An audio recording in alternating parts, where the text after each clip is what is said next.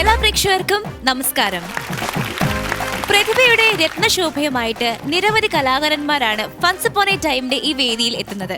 അവരുടെ രസകരമായ പ്രകടനങ്ങൾ പ്രേക്ഷക ഹൃദയങ്ങൾ കീഴടക്കിക്കൊണ്ടിരിക്കുകയാണ്. ഒരുപാട് തമാശ നിറഞ്ഞ വൺസ് അപ്പോൺ എ ടൈമിന്റെ ഒരു പുതുപുത്തൻ എപ്പിസോഡിലേക്ക് എല്ലാ പ്രേക്ഷകർക്കും സ്വാഗതം. ഇത് അമൃത ടെലിവിഷനും RP എന്റർടൈൻമെന്റ്സും ചേർന്ന് അവതരിപ്പിക്കുന്ന the ultimate standup comedy show. പ്രതിഭാശാലികളായ സ്റ്റാൻഡപ്പ് കൊമേഡിയൻസിനെ വാർത്തെടുക്കുന്ന നമ്മുടെ ഷോയുടെ ബിഗ്ഗസ്റ്റ് സപ്പോർട്ട് അല്ലെങ്കിൽ സപ്പോർട്ട് സിസ്റ്റമായ നമ്മുടെ രമേശ് ചേട്ടനെ ഞാൻ സ്വാഗതം ചെയ്യുകയാണ്. Let's welcome Ramesh Pisharody. നമ്മുടെ ഇന്നത്തെ special celebrity guest Saju Navodaya. Welcome ചേട്ടാ. And now let's welcome the performer of this episode, and that is Naveen from Palakkad.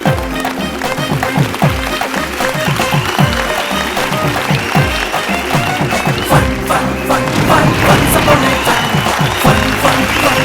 Once upon a time. Hi Naveen, welcome back. Very happy to see you again here. Thank you. Naveen എന്തൊക്കെയുണ്ട് വിശേഷങ്ങൾ? നമ്മുടെ കഴിഞ്ഞ episode കഴിഞ്ഞിട്ട് ആൾക്കാരൊക്കെ നവീനോട് നല്ല അഭിപ്രായം പറയുന്നുണ്ടോ? നല്ല അഭിപ്രായമായിരുന്നു ചേട്ടാ. നമ്മൾ ഈ എപ്പിസോഡ് കണ്ടു കഴിഞ്ഞിട്ട് കുറച്ച് പേര് ഒന്ന് പരാതി പറഞ്ഞിട്ടുണ്ടായിരുന്നു. പരാതിയോ? പരാതി പറഞ്ഞാൽ പാലക്കാടൻ ഭാഷയല്ല ഞാൻ ചെയ്തത്. അപ്പൊ ചോദിക്കുകയാണെങ്കിൽ ഞങ്ങളൊക്കെ ഇങ്ങനെയാണ് സംസാരിക്കുക, നീ നോക്കായി രമേഷും പാലക്കാടല്ലേ, ആ ചെക്കനും ഇതിന്റെ കൂടെ കൂടിയില്ലേ? ഞാൻ പാലക്കാടാണ് ജനിച്ചെങ്കിലും കോട്ടയത്തല്ലേ വളർന്നത്. കോട്ടയത്തൊന്നും പാലക്കാട് ഭാഷ ആരും പറയില്ല. അവിടെ പോയിട്ട് നമ്മൾ കോട്ടയത്തൊക്കെ പോയിട്ട് പാലക്കാട് ഭാഷ പറഞ്ഞിട്ട് അവർ ചോദിക്കും, ഓ എന്താണ്ടാ ഉണ്ട് ഇങ്ങനെയാണ് വർത്താനം പറയാന്നുള്ള അവസ്ഥയിലേക്ക് വരും.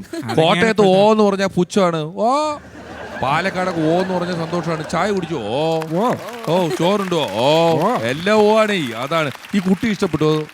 എന്താല്ലേ ആ ഈ കുട്ടിക്ക് പാലക്കാട് ഒരു നല്ല ചെക്കനെ കണ്ടുപിടിച്ച് കല്യാണം കഴിച്ച് കൊടുക്കുന്നത്. പാലക്കാടിന് കേട് വരുത്തുന്നത്? പാലക്കാടിനെ കേട് വരുത്തില്ല, പാലക്കാടിന് ഭാഗ്യമാണ് ഇതുപോലൊരു കുട്ടി പാലക്കാട് വന്നിട്ട്. പാലക്കാടൊക്കെ ശരിയാണ്, പക്ഷെ നിറയെ പുട്ടി അടിച്ചിട്ടാണ് വന്നത്. ആ കുട്ടിയുള്ള ഒരേ ഒരു കുട്ടിയാണ് ഈ കുട്ടി. അതെ, നിർത്ത്. നിങ്ങൾ ഈ പാലക്കാടൻ ഭാഷ പറഞ്ഞ ഞങ്ങളിവിടെ കൊച്ചിക്കാർ കുറെ പേരിപ്പുണ്ട്. ദേ ഇരിക്കണം മുഴുവൻ പെരുമ്പടപ്പാ അല്ലേ? നമ്മള് പാലക്കാട് ഭാഷ പറഞ്ഞല്ലോ. എൻ്റെ ഒരു അമ്മാവനുണ്ടായിരുന്നു, പുള്ളി കല്യാണ ബ്രോക്കറായിരുന്നു. അപ്പോൾ പുള്ളി കല്യാണ ബ്രോക്കറായിട്ട് വേണു എന്ന് പറഞ്ഞ ഒരുത്തനെ പെണ്ണ് കാണിക്കാൻ വേണ്ടി കൊണ്ടുപോയി. പെണ്ണ് കാണിക്കാൻ ആ പെണ്ണ് കെട്ടുകാർ വേണ്ടതും കണ്ട് പറഞ്ഞെന്ന് തോന്നിയിട്ട് അതിൻ്റെ കഥ നാട്ടിൽ വന്ന് എക്സ്പ്ലെയിൻ ചെയ്തുകൊണ്ടിരിക്കുക. പണ്ടാണ് കേട്ടോ, കുറച്ച് നാളുകൾ മുമ്പ് നമ്മുടെ വാണുല്ലേ ബാബുവേട്ടൻ്റെ മോൻ വാണുവിന് ചന്തപുരയെന്നൊരു കല്യാണാലോചന വന്നിട്ട് ഞാൻ വാണുവിൻ്റെ കൂടെ പെണ്ണ് കാണാൻ വേണ്ടിയിട്ട് ചന്തപുര വരെ പോയി. അവിടെ പോയപ്പോൾ പെണ്ണിൻ്റെ വീട്ടുകാർ ചോദിക്കുകയാണ് ഈ വേണുവിന് എന്താണ് പണിയെന്ന്. ഞാൻ പറഞ്ഞു നിങ്ങളല്ലാണ്ട് വേണുവിൻ്റെ പണി ചോദിക്കുമോ? വേണുവിൻ്റെ പണി ആരെങ്കിലും ചോദിക്കുമോ? ചന്തപ്പുരയിൽ വന്നിട്ട് ചോദിക്കുക വേണുവിന് എന്താ പണിയെന്ന്. വേണു ഷർട്ട് തുന്നണ മാതിരി ആരും ഷർട്ട് തുന്നുക?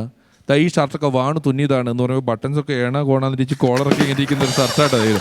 ഈ ഷർട്ട് വാണു തുന്നിയതാണ്. അപ്പോൾ അവർ പറഞ്ഞു അങ്ങനെ ഷർട്ട് തുന്നിയെന്നൊന്നും പറഞ്ഞിട്ട് എനിക്ക് മോളെ കൊടുക്കാൻ പറ്റില്ല. ഞാൻ പറഞ്ഞു ഒരു കാര്യം ചെയ്യ്, നിങ്ങൾക്ക് വേണമെന്നുണ്ടെങ്കിൽ വേണുവിന് ഇത്തിരി പെണ്ണിനെ കൊടുക്ക്, ഇല്ലെങ്കിൽ നിങ്ങൾ പെണ്ണിനെ കൊടുക്കണ്ട. എന്നിട്ട് അവർ വേണ്ട പറഞ്ഞപ്പോൾ ഞാൻ അവരോട് പറഞ്ഞു നഷ്ടം വേണുവില്ല, നഷ്ടം നിങ്ങളുടെ മോൾക്കാണ്.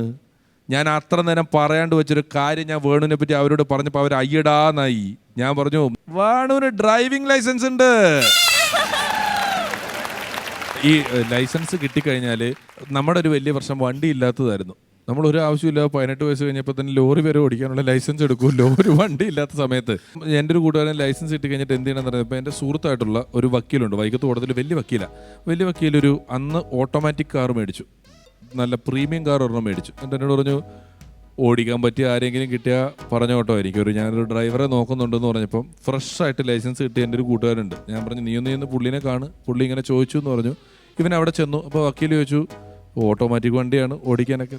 കുഴപ്പമില്ല സാറേ ഞാൻ ഓടിച്ചോളാം. ആ എന്താണ് സാലറി പ്രതീക്ഷിക്കുന്നത്? അപ്പം ഇവൻ ഇല്ല സാറേ ഞാൻ ആദ്യമായിട്ടാണ്, ഞാനങ്ങനെ സാലറി ഞാനായിട്ട് പറയൂല. അങ്ങനെ പറയരുത്. ഇപ്പം എന്നെ ഒരു കേസിന് താൻ വിളിച്ചാൽ ഞാൻ കൃത്യമായിട്ട് എൻ്റെ സാലറി പറയും. താനൊരു ജോലി ചെയ്യുന്നു, തനിക്ക് പൈസ തരേണ്ട എൻ്റെ ഉത്തരവാദിത്തമാണ്. അപ്പോൾ അങ്ങനെയൊന്നും വേണ്ട, താൻ സാലറി പറയില്ല സാറേ. ഞാൻ സാലറി പറഞ്ഞിട്ട് സാർ എനിക്ക് സാലറി തരില്ല. ഞാൻ സാലറി പറഞ്ഞിട്ട് തൊഴിലിന് വന്ന ഒരാളല്ല. എനിക്ക് സാലറി വേണ്ട. ഞാൻ സാലറി വേണം, പക്ഷെ ഞാൻ എന്താണെന്ന് പറയില്ല. സാർ എന്താണെന്ന് വെച്ചാൽ തന്നത്. ഇവിടെ താൻ അങ്ങനെ പറയരുത്. താൻ സാലറി എന്താണെന്ന് വെച്ചാൽ പറ. ഇല്ല സാറേ എനിക്ക് സാലറി അല്ല പ്രധാനം, എനിക്ക് എൻ്റെ കൈ ഒന്ന് തെളിയണം, അതിനുവേണ്ടി വന്നതാണ്. അതുപോലെ തന്നെ ഡിസ്കോ മോബി എന്ന് വിളിക്കുന്ന ഒരുത്തനുണ്ട് ഞങ്ങളുടെ നാട്ടിൽ. ആദ്യമായിട്ട് ബ്രേക്ക് ഡാൻസ് ഒക്കെ കൊണ്ടുവന്നത് അവനാണ്. ഡിസ്കോ മോബി എന്ന് പറഞ്ഞാൽ ഭയങ്കര ഈ പുഴു അടിക്കുക, മറ്റേ ഇത് ചില്ല്, ഇങ്ങനത്തെ ബ്രേക്ക് ഡാൻസിൻ്റെ ആളാണ്. ഇവൻ 4-വീലർ ലൈസൻസ് എടുക്കാൻ പോയപ്പോൾ ഇങ്ങനെ ലേണേഴ്സ് എടുക്കാൻ പോയപ്പോൾ RTO പുള്ളിയോട് ചോദിച്ച് എന്ത് ചെയ്യുന്നു? വെറുതെ ഞാൻ ബ്രേക്ക് ഡാൻസ് ഒക്കെയാണ്. ഓക്കെ. നമ്മൾ ഇങ്ങനെ കാണിച്ചാൽ എന്താണ് ചോദിച്ചു. ഉടനെ അവൻ പറയാ അങ്ങനെയല്ല സാർ, അത് ഇങ്ങനെയാന്ന്. ശരി, നവീന്റെ പെർഫോമൻസിലേക്ക് കടക്കുവാണ്. All the best Naveen. Thank you. ചേട്ടാ ചെറിയൊരു പ്രശ്നം ഉണ്ടായിരുന്നേ. എന്താണ്? സ്ക്രിപ്റ്റ് ഒന്നും ആയിട്ടില്ല. ചെറിയൊരു അസുഖമൊക്കെ കാരണേ സ്ക്രിപ്റ്റ് സെറ്റ് ചെയ്യാൻ പറ്റിയില്ല. കോട്ടൊരെണ്ണം സെറ്റ് ചെയ്ത് ഇങ്ങ് പോന്നു. കോട്ടല്ല, ഇത് കോട്ടം. അല്ല വേറെ ഒന്നല്ല, ചെറിയ അസുഖം വന്നാണ്. എന്താണ്? മടി കാരണം സ്ക്രിപ്റ്റ് എഴുതായിരുന്നത് ശരിക്കും ഇങ്ങോട്ട് ഗ്രൂമിങ്ങിന് പറഞ്ഞതിൻ്റെ തലേദിവസം രാത്രി 9:30 കുറേ ആലോചിച്ചു, സംഗതി ഒന്നും വരണില്ല. അപ്പോൾ അവസാനം ഒരു കാര്യം ചെയ്യാം, നമുക്ക് കൗണ്ടർ മോഷ്ടിക്കാമെന്ന് വിചാരിച്ചു. നിങ്ങൾക്ക് ഇവിടെ പിന്നെ പുതിയ കൗണ്ടറൊന്നും പറ്റില്ലല്ലോ. അതന്നെ ഇവിടെ പുതുതല്ലേ എല്ലാവരും പറഞ്ഞുകൊണ്ടിരിക്കുന്നത്. വളരെ പണ്ട് 60കളുടെ അവസാനം 70കളുടെ തുടക്കത്തിൽ അല്ലെങ്കിൽ ആ സമയത്ത് പ്രേം നസീർ സാർ, അടൂർ ബാസി സാർ ഇവരെല്ലാം കൂടെ അമേരിക്കയിൽ ഒരു ഷോയ്ക്ക് പോയിട്ട് അവരവിടെ സ്കിറ്റ് കളിക്കുന്നതിൻ്റെയും റിഹേഴ്സൽ ചെയ്യുന്നത് ഞാൻ കണ്ടിട്ടുണ്ട്. അതിൻ്റെ വീഡിയോ അമേരിക്കയിലുള്ള താര ആർട്സ് വിജയൻ എന്ന് പറയുന്ന ആ ഷോ കൊണ്ടുപോയ സ്പോൺസറിൻ്റെ വീട്ടിൽ അതിൻ്റെ കാസറ്റ് ഉണ്ട്. പുള്ളിയെ CD ആക്കി വെച്ചിട്ട് ഞാൻ ചെന്നപ്പം എനിക്കൊന്ന് ശാരദാമ്മയൊക്കെ ഉണ്ടെന്ന് തോന്നുന്നു. ഇവരെല്ലാവരും കൂടെ നിന്നിട്ട് സ്റ്റേജിൽ ഒരു സ്കിറ്റ് റിഹേഴ്സൽ ചെയ്ത് കളിക്കുകയാണ്. നമ്മുടെ ഇപ്പോഴും കളിക്കുന്ന സ്കിറ്റായിട്ട് ഒരു ബന്ധമില്ല. അന്നൊക്കെ ഇവരെ കണ്ടാൽ മതിയല്ലോ. അല്ല, ഞാൻ കണക്ക് കൂട്ടുവാണ് നീ പറഞ്ഞു വരുമ്പോഴേ. അതായത് ഒരു 60-70 കാലഘട്ടത്തിൽ ഞാൻ ഇവൻ എന്നായിരിക്കും ജനിച്ചു തന്നേരം. ഞാൻ 77 ഞാൻ അങ്ങനെ കണക്ക് കൂട്ടി വരുവാ. അല്ല, അത് വലിയൊരു ഭാഗ്യം തന്നെ കേട്ടോ. അവരൊക്കെ വിജയേട്ടൻ എന്ന് പറയുന്ന ആള് ശിവാജി ഗണേശൻ, MGR മുതൽ ഞാൻ ധർമ്മജൻ വരെയുള്ള ആളുകളെ അമേരിക്കയിൽ കൊണ്ടുപോയിട്ടുള്ള ഒരാളാണ്. MGR കേരളത്തിൽ വന്ന് അറ്റൻഡ് ചെയ്ത ഒരേ ഒരു കല്യാണം അദ്ദേഹത്തിൻ്റെ കല്യാണമാണ്. എന്നിട്ട് MGR ഇവർക്ക് യാത്ര ചെയ്യാൻ കാറ് കൊടുത്തിട്ട് ഈ കാറും കൊണ്ട് എവിടെയും പോകാൻ പറ്റണില്ല, ഈ നമ്പർ കാണുമ്പോൾ റോഡ് സൈഡിൽ ആൾ കൂടുക എന്ന് പറഞ്ഞിട്ട് അന്ന് തന്നെ കാറ് തിരിച്ചു കൊടുത്തിട്ടുള്ള ഒരാളാണ് വിജയൻ ചേട്ടൻ എന്ന് പറയുന്ന ആൾ. അത്രയും വലിയ ആളാണ്.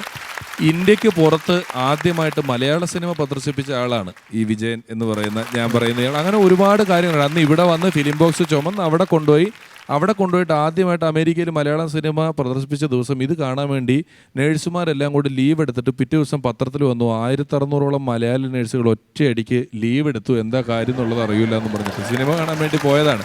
അതിൽ ഞാൻ ഓർക്കുന്നുണ്ട്, ഇവർ വന്നിട്ട് നസീർ സാറ് വന്നിട്ട് പുറത്തേക്ക് ഇറങ്ങാൻ വന്നിട്ട് സ്റ്റേജിൽ നിന്ന് വൈഫിനോട് പറയും വടി എന്ന് പറയും. അപ്പം ഒരു റേസർ കൊണ്ട് കൊടുക്കും. ഞാൻ കുത്തി നടക്കുന്ന വടിയാണ് നിന്നോട് ചോദിച്ചത്, ഞാൻ ഓർത്തു വടിക്കാനാണെന്ന്. കഴിഞ്ഞു. ഇതുപോലത്തെ സ്കിറ്റുകളൊക്കെ അവതരിപ്പിക്കുന്ന ഷോയുടെ ഇത് കാണാൻ എനിക്ക് പറ്റിയിട്ടുണ്ട്. ഈ ഒരു അവസരത്തിൽ പറഞ്ഞു തന്നുള്ളൂ. ഈ നാട്ടുകാരൊക്കെ പറയും മോഷണം ഒരു കലയാണെന്ന്. അപ്പോൾ എൻ്റെ നാട്ടിലുള്ള ഒരു ചേട്ടൻ, പുള്ളി ഒരു സുപ്രഭാതത്തിൽ പെട്ടെന്ന് മ്യൂസിക് ഡയറക്ടറായി. ഇതിനിടയ്ക്ക് പുള്ളി പറഞ്ഞു, ഞാൻ എല്ലാവരും ഈ പാട്ട് കേട്ട് ചിരിക്കണോണ്ട് ഞാൻ കുറച്ച് സെൻറ്റി പാട്ടുകൾ ചെയ്തുകൊണ്ടിരിക്കുകയാണ്. അപ്പോൾ ഒരു ഗംഭീര സാധനമുണ്ട്. അതായത് ഒരു പെണ്ണ് പയ്യനെ തേച്ചിട്ട് പോയി, പയ്യൻ മരിക്കണതിന് മുമ്പ് പെണ്ണിനെ ആലോചിച്ച് പാടുന്നൊരു പാട്ടാണ്. നീ കേട്ട് നോക്കും, നിനക്ക് കരച്ചിട്ട് വരും. ഉറപ്പായിട്ട് നീ കരയാം. പാട്ട് ഇതാണ്.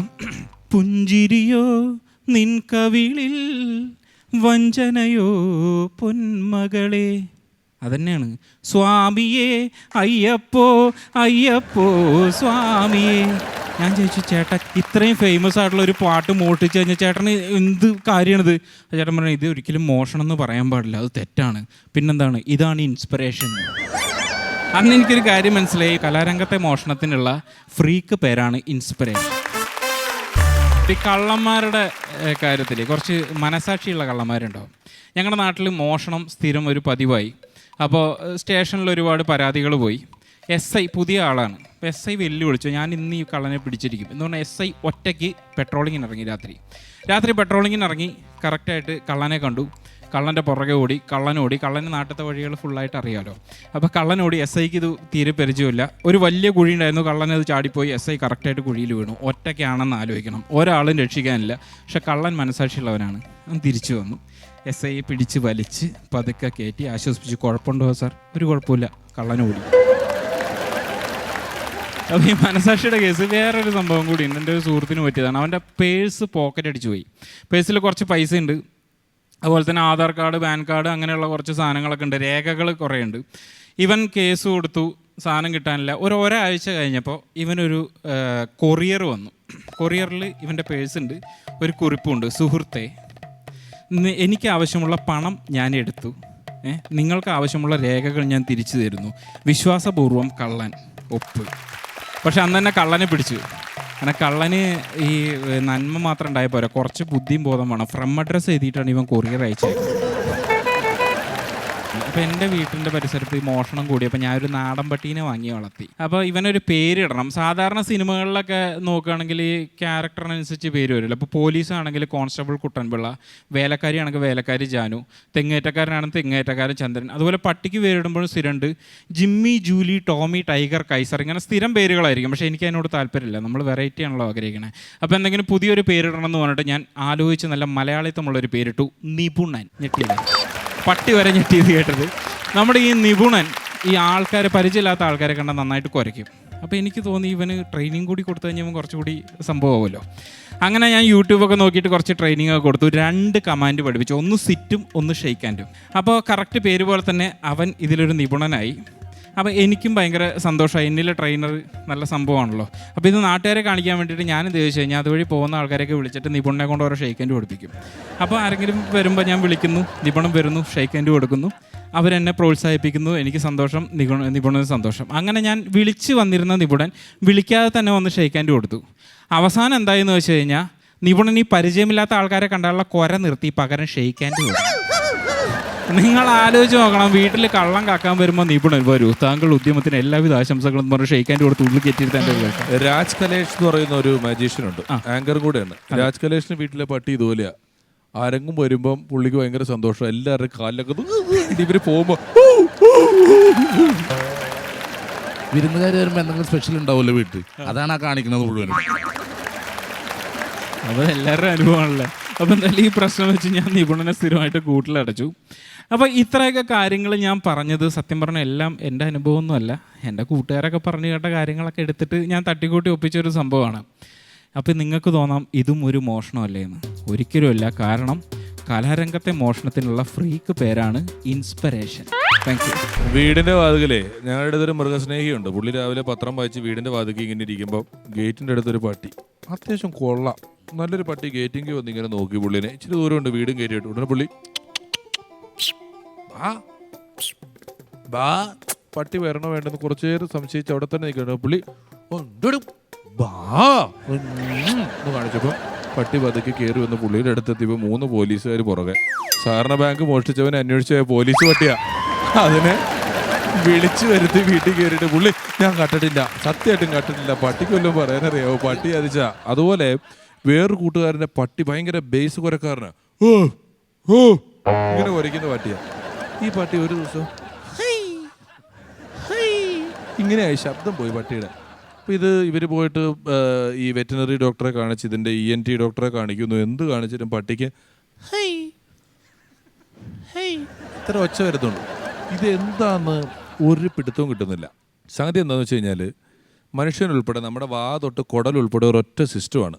നമ്മൾ ചുമയ്ക്കുമ്പോൾ അപ്പുറത്തെ എഡ്ജ് മുറുക്കി പിടിക്കും. ഓട്ടോമാറ്റിക്കലി അങ്ങനെയാണ്. ചുമയ്ക്കണമെങ്കിൽ അപ്പുറത്തെ എഡ്ജ് മുറുക്കി പിടിച്ചാലേ ഇപ്പുറത്തൊന്നും നല്ല സൗണ്ടിൽ നമുക്ക് ചുമയ്ക്കാൻ പറ്റുള്ളൂ. അപ്പോൾ ഈ കാറ് നിർത്തിയിട്ടെടുത്ത് എൻജിൻ ഓയിൽ നിലത്ത് വീണ് കിടപ്പുണ്ടായിരുന്നു. ഈ പട്ടി അവിടെ പോയി ഇരുന്നതാ. ബാക്കിൽ മുഴുവൻ ഓയിലായിപ്പോയി. അപ്പോൾ ഫ്രണ്ടിൽ നിന്ന് കുരയ്ക്കുമ്പോൾ ബാക്കിൽ നിന്ന് എയർ പ്രഷർ കിട്ടുന്നില്ല പുള്ളിക്കാരന് എന്നും പറഞ്ഞിട്ട് ബാക്കിലൊരു ടിഷ്യൂ പേപ്പർ വെച്ച് തുടച്ചപ്പോ എൻ്റെ വീട്ടിൽ ചേരുന്ന പട്ടിയുണ്ട്. അതെന്ന് വെച്ചിട്ടുണ്ടെങ്കിൽ അടുത്തൊക്കെ കല്യാണം ഉണ്ടെങ്കിൽ ആ വീട്ടിൽ പോയി ഒരാഴ്ച കഴിഞ്ഞാൽ വരുള്ളൂ. പിന്നെ അടുത്ത് കല്യാണം നടന്നാൽ അങ്ങോട്ട് പോയി കഴിഞ്ഞാൽ അവിടുത്തെ എല്ലാം സെറ്റ് ചെയ്ത് എല്ലാം കഴിഞ്ഞ് ഒരാഴ്ച വരുള്ളൂ. ഞങ്ങൾ ഒരിക്കൽ മൂന്നാർ പോയപ്പോൾ ഞങ്ങൾ താമസിക്കുന്നത് ഒരു വീട്ടിലാണ്, ഹോം സ്റ്റേയിലാണ് ഞങ്ങൾ താമസിക്കുന്നത്. അവിടെ ഒരു നിക്കറും ഇതുമൊക്കെ ഇട്ട് പഴയ ഇംഗ്ലീഷ് പടത്തിലെ ബംഗ്ലാവ് കാക്കുന്ന ആളില്ലേ, അതുപോലത്തെ തൊപ്പിയൊക്കെ വെച്ചിട്ട് ഉള്ള ഒരാളുണ്ട്. അയാളുടെ ഹോം സ്റ്റേയിലാണ് ഞങ്ങൾ താമസിക്കുന്നത്. ഞാനുണ്ട്, ഹരിശ്രീ, യൂസഫൊക്കെ ഉണ്ട്. ഞങ്ങളൊക്കെ കൂടെയാണ് അവിടെ താമസിക്കുന്നത്. അപ്പോൾ അവിടെ താമസിക്കുമ്പോൾ ഇയാളും ഒരു പട്ടി മാത്രമേ ഉള്ളൂ. ഇയാളുടെ കുടുംബമൊക്കെ പണ്ടേ പാടെ ഉപേക്ഷിച്ച് പോയി ഇയാളുടെ ഈ സ്വഭാവത്തിന്. അപ്പം പുള്ളിയും പട്ടിയും മാത്രമേ ഉള്ളൂ. പുള്ളിയാണെങ്കിൽ നമ്മൾക്ക് ഈ പട്ടിയെ വിൽക്കാൻ ശ്രമിക്കുന്ന പോലെ അതിനെ പ്രൊമോട്ട് ചെയ്യുന്നത്. നമ്മൾ ചെല്ലുമ്പോൾ തൊണ്ട് excuse me, stop there, Tony go, ഭയങ്കര ഞാൻ ഇത്രയും അനുസരണ പട്ടി മാറി നിൽക്കും. നമ്മൾ കയറിക്കുമ്പോൾ ഓക്കെ ഗോ, പട്ടി അങ്ങോട്ട് ഓടും. അങ്ങനെ പുള്ളി നല്ലൊരു ചിമിട്ട് പട്ടി, ഭയങ്കര പ്രൊമോഷനാണ് പുള്ളി ഈ പട്ടിക്ക് കൊടുത്തോണ്ടിരിക്കുന്നത്. അപ്പോൾ ഞങ്ങൾക്ക് ഒരു ദിവസം ഞങ്ങൾ 2 ദിവസം അവിടെ താമസിക്കണമല്ലോ, പട്ടിയൊക്കെ ആയിട്ട് ഞങ്ങൾ കൂട്ടായി. പുള്ളി പറയും ഇവിടെ ഇതിൻ്റെ തൊട്ടപ്പുറത്ത് ഈ തേയിലത്തോട്ടം തൊഴിലാളികൾക്ക് താമസിക്കുന്ന അവിടെ ഒരു സ്ഥലമുണ്ട്. അവിടെ ഈ ഇടയ്ക്ക് പുലി ഇറങ്ങി, ഇടയ്ക്കിടയ്ക്ക് പുലി ഇറങ്ങും. പക്ഷെ ഒരു പുലിയും ഇന്നേ വരെ ഈ പറമ്പിൽ കയറിയിട്ടില്ല. വായി പട്ടി ഈ പട്ടി കാരണം പുലി വന്നില്ലെന്ന് പുള്ളിയുടെ വീട്ടിൽ. അത്രയും പുള്ളി ഈ പട്ടിയെ പറ്റി പ്രൊമോട്ട് ചെയ്തുകൊണ്ടിരിക്കുക കേട്ടോ. അപ്പോൾ രാത്രിയായപ്പോൾ ഞങ്ങൾ ഭക്ഷണം കഴിക്കുന്നതിൻ്റെ കൂട്ടത്തിൽ പതിവുപോലെ ചെറിയ സ്മോളടി നടക്കുമ്പോൾ ഈ പട്ടി താഴെ ഇങ്ങനെ കിടപ്പുണ്ട്. പട്ടി താഴെ ഇങ്ങനെ സ്മോളടിയും കണ്ടുകൊണ്ട് കിടക്കുന്നുണ്ട്. യൂസഫ് ബ്രാൻഡിയിൽ മുക്കിയിട്ടൊരു ബിസ്ക്കറ്റ് ഇട്ട് കൊടുത്തു. പട്ടി അടിച്ചു. രണ്ടാമത് മുക്കിയിട്ട് കൊടുത്തു, അടിച്ചു. അടിച്ചടിച്ചൊരു 1.5 ഗ്ലാസ് ബ്രാൻഡി ബിസ്ക്കറ്റ് മുക്കി അടിച്ച് ഈ പട്ടി അടിച്ചിട്ട് ഈ പട്ടി കിടന്നിടത്തുനിന്ന് പതുക്കെ എണീറ്റിട്ട് ആടി ആടി. പട്ടിക്ക് ഇത് എന്താ സംഭവിച്ചതെന്ന് മനസ്സിലാണല്ലോ. പട്ടി പതുക്കെ അങ്ങ് നടന്നുപോയി. ഞങ്ങൾ കിടന്നു. രാത്രി 1-2 മണിയായപ്പോൾ ദൂരെ പട്ടികൾ തമ്മിൽ ഭയങ്കര കാട്ടി പീട്ടി ബഹളം കൂടുന്ന ശബ്ദം കേൾക്കുന്നുണ്ട്. ഇനി പുലി ഇറങ്ങിയതാണോ സംഭവം എന്താണെന്നൊന്നും അറിയത്തില്ല. പിറ്റേന്ന് രാവിലെ എണീറ്റ് ബ്രേക്ക്ഫാസ്റ്റിന് ഞങ്ങൾ ഇഡലി കഴിക്കാൻ ചെന്നപ്പം ഈ പട്ടി അവിടെ കിടപ്പുണ്ട്. ചെവി കീറിയിട്ടുണ്ട്, ഇവിടെ മാന്തപ്പെട്ടിട്ടുണ്ട്, ഇവിടെ ഒരു മുറിവുണ്ട്. മൊത്തത്തിൽ പട്ടിക്ക് വയ്യാണ്ട് കിടക്കുക. സംഭവിച്ചത് എന്നാ വെച്ചാൽ ഈ അടിച്ചതിൻ്റെ വാറിന് ഇതുവരെ ഈ ഗേറ്റ് വിട്ട് പുറത്തു പോയിട്ടില്ലാത്ത പട്ടി മതിലും ചാടി അപ്പുറത്തൊരു ചേരി ഒഴിപ്പിക്കാൻ പോയി. രാത്രി ധാരാവിലെ ഒരു ചേരി രാത്രിക്ക് ഒറ്റയ്ക്ക് ഒഴിപ്പിക്കാൻ ഈ പട്ടി വിത്ത് വെള്ളം. ലോക്കല് പട്ടിക്ക് കിട്ടിയേക്കുമല്ലോ ഒരു സാധനം. പുള്ളി വെള്ളമല്ലേ, വല്ലതും ചെയ്യാൻ പറ്റുമോ? ഇതുങ്ങളെല്ലാം കൂടി ഇതിനെ ഓടിച്ചിട്ട് കടിച്ചിട്ട് ഇയാൾ 2 മണിക്ക് ചെന്ന് ചെങ്ങലയ്ക്ക് കൊണ്ടുവന്ന് ഇവിടെ കൊണ്ടുവന്ന് കെട്ടേക്കോട്ടോ. അപ്പം ഞങ്ങൾക്ക് ഈ സാധനം മനസ്സിലായി. മറ്റു പട്ടികൾ ആക്രമിച്ച ഈ പട്ടി അവിടെ ഇങ്ങനെ കിടപ്പുണ്ട്. ഞങ്ങളിങ്ങനെ തിന്നുകൊണ്ടിരിക്കുമ്പോൾ പുള്ളി സൈഡിൽ പഴയ പോലെ തന്നെ കിടക്കുമ്പം ഹൈസർ യൂസഫ് ചായയിൽ മുക്കിയിട്ടൊരു ബിസ്ക്കറ്റ് എടുത്തപ്പോൾ ഈ പട്ടിയെ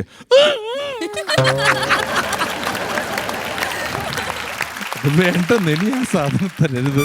അതെൻ്റെ ഒരു സുഹൃത്തിൻ്റെ വീട്ടിലൊരു പട്ടിയെ വാങ്ങി. റോട്ട് വെയിലർ എന്നുള്ള പട്ടിയാണ്. കുറച്ച് ഗംഭീര സാധനം. അപ്പോൾ ഇവർ ബ്രാഹ്മിൺസാണ്, നോൺ വെജ് ഒന്നും ഉപയോഗിക്കില്ല. അതേപോലെ ഈ പട്ടിക്കും നോൺ വെജ് ഒന്നും കൊടുക്കില്ല. പക്ഷേ റോട്ട് വെയിലറിൻ്റെ ഒരു ബേസിക് സ്വഭാവം വെച്ച് നോൺ വെജ് കഴിക്കുമല്ലോ. അപ്പോൾ നമ്മൾ പോകുമ്പോഴും ഇതിന്, പക്ഷേ ഇതിനധികം സൈസൊന്നുമില്ല. ഒരു പാവപ്പെട്ട പട്ടി. ഇതിന് വെജ് മാത്രം കൊടുത്ത് അതിനെ അങ്ങനെ വളർത്തിക്കൊണ്ടിരിക്കുക. ഒരു ദിവസം എൻ്റെ വേറൊരു ഫ്രണ്ടിൻ്റെ വീട്ടിൽ ഒരു പാർട്ടി നടന്ന് കുറേ ചിക്കനും സംഭവങ്ങളൊക്കെ വേസ്റ്റായി. എന്ത് ചെയ്യും? നിവൃത്തിയില്ല. അപ്പോൾ ഒരു കാര്യം ചെയ്യാം, ഇവൻ്റെ വീട്ടിൽ പട്ടിക്ക് കൊടുക്കാം. അപ്പോൾ ഇവൻ സമ്മതിക്കില്ല, വീട്ടിൽ കയറ്റില്ല. ഒരു കാര്യം ചെയ്യും, ഇതിനെ പിടിച്ചുകൊണ്ട് പുറത്ത് കൊണ്ടുവന്ന് കെട്ടി. അപ്പോൾ പുറത്ത് ആരും അറിയാതെ സാധനം വെച്ച് കൊടുത്തിട്ട് പോകാം എന്ന് പറഞ്ഞാൽ അത്യാവശ്യം നിറയെ ഫുഡുണ്ട്. ഇതെല്ലാം കൂടി പട്ടിക്ക് വെച്ച് കൊടുത്തു. രാത്രി ഞങ്ങൾ അവിടെ നിന്ന് വിട്ടു. പിറ്റേ ദിവസം ഫുള്ള് സങ്കടകരമായ വാർത്ത, പട്ടി ചത്തുപോയി. ചത്തുപോയി. ഞങ്ങൾ പോയി, പട്ടി കിടപ്പുകൊണ്ട് ഞങ്ങൾ ചിരിച്ചു. സംഗതി വേറെ ഒന്നുമല്ല, ജീവിതത്തിൽ ഇന്നേ വരെ നോൺ വെജ് കാണാത്ത പട്ടി ഇതെല്ലാം കൂടി കണ്ടപ്പോൾ മൊത്തം തിന്ന് കുടല് പൊട്ടി ചത്ത് കിടക്കണ ചിരിച്ചിട്ട്. സന്തോഷത്തിൽ. All the best, Naveen. Thank you. Sajida, one last word. ഗംഭീരമായിരുന്നു, നന്നായിരുന്നു, അടിപൊളിയായിരുന്നു. കാരണം ഈ പട്ടികളുടെ കാര്യം പറഞ്ഞപ്പോഴത്തേക്ക് എൻ്റെ വീട്ടിൽ നിറച്ച് പട്ടികളാണ്. കാരണം സാധാരണ പട്ടീനെ ആൾക്കാരാണ് വളർത്തുന്നത്. ഇത് പട്ടികളെല്ലാം കൂടി എന്നെ വളർത്തിയത്, എന്നെ വൈഫിനെ കൂടി. അതുകൊണ്ട് ഭയങ്കര കാര്യമാണ്. എനിക്ക് ഒത്തിരി ഇഷ്ടമാണ് ഡോഗിന്. എൻ്റെ വീട്ടിൽ മൊത്തം ഡോഗാണ്. എനിക്ക് ഡയാനേനെ ഭയങ്കര കാര്യം കേട്ടോ. കാരണം എൻ്റെ വീട്ടിൽ ഞാൻ ഏറ്റവും ഇഷ്ടപ്പെടുന്ന ഒരു ഡോഗുണ്ട്, ഡയാന എന്ന പേര്. അല്ല, സീരിയസ് ആയിട്ട് പറഞ്ഞാ ഒരു കുഞ്ഞു പട്ടിയെ കിട്ടുമെന്ന് സാജു എന്ന് പേരിട്ട് വളർത്താനാണ്. കാര്യമായിട്ട് പറഞ്ഞാ സന്തോഷം. അങ്ങനെയെങ്കിലും ഡയാന ഇഷ്ടമാണെന്ന് പറഞ്ഞല്ലോ. തീർച്ചയായിട്ടും കേട്ടതിൽ ഒരുപാട് സന്തോഷം. Thank you. നവീൻ്റേത് വളരെ മനോഹരമായ പെർഫോമൻസ് ആയിരുന്നു. ഇവിടെ വൺസ് അപ്പോൺ എ ടൈമിൻ്റെ വേദിയിൽ വന്ന് പെർഫോം ചെയ്യുന്ന എല്ലാ ഓരോ സ്റ്റാൻഡപ്പ് കൊമേഡിയന്മാർക്കും ആസ്പയറിംഗ് ആയിട്ടുള്ള സ്റ്റാൻഡപ്പ് കൊമേഡിയൻസിന് ഒരു ഇൻസ്പിറേഷൻ ആയിക്കോട്ടെ എന്ന പ്രാർത്ഥനയോടുകൂടി നമ്മുടെ ഇന്നത്തെ എപ്പിസോഡ് ഇവിടെ വൈൻഡപ്പ് ചെയ്യുവാണ്. മറ്റൊരു മനോഹരമായ എപ്പിസോഡിലൂടെ വീണ്ടും കാണാം. Until then, bye from Once Upon a Time.